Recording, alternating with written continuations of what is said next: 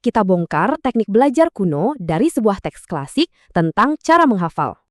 Panduannya dari buku ini nih, isinya cara menghafal ajaran-ajaran dasar dalam Islam.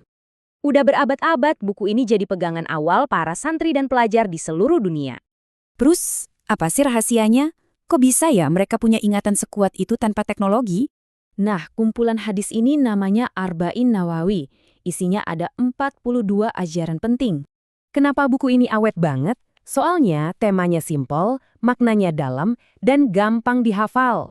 Ternyata, kunci menghafal itu bukan soal teknik, tapi soal persiapan pikiran kita buat belajar.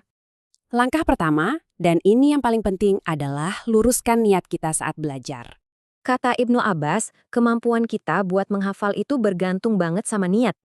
Langkah kedua, jauhi semua gangguan. Ini nih penghalang terbesar buat ingatan kita.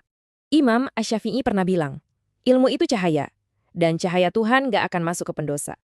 Oke, pikiran udah siap. Sekarang kita masuk ke teknik intinya biar hafalan nempel terus. Penting banget buat ciptain lingkungan yang pas. Cari tempat tenang dan waktu yang tepat. Coba deh baca hafalannya dengan suara keras. Ini bantu banyak indera kita bekerja bareng. Tapi alat yang paling ampuh, jawabannya pengulangan. Diulang-ulang terus pokoknya. Ada ulama yang bilang, dia nggak bisa hafal kalau belum diulang sampai 50 kali. Kalau informasinya banyak banget, coba deh dipecah-pecah jadi beberapa kelompok, biar gampang.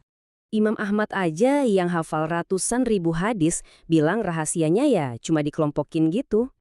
Oke, sekarang kamu udah hafal. Terus gimana caranya biar nggak lupa?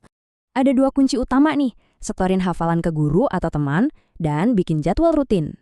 Lupa itu wajar kok. Kata seorang ulama, yang bikin beda cuma satu, latihan terus-menerus. Dan akhirnya, ada tujuan utama dari menghafal, yang ternyata lebih dari sekedar ingat. Tujuan utamanya adalah mengamalkan ilmunya. Kalau enggak, ilmunya bakal hilang gitu aja. Jadi, menghafal itu bukan cuma buat disimpan, tapi ini langkah awal buat meresapi dan mengamalkan ilmu. Nah, pertanyaannya buat kita semua, kebijaksanaan apa nih yang siap kita amalkan sekarang?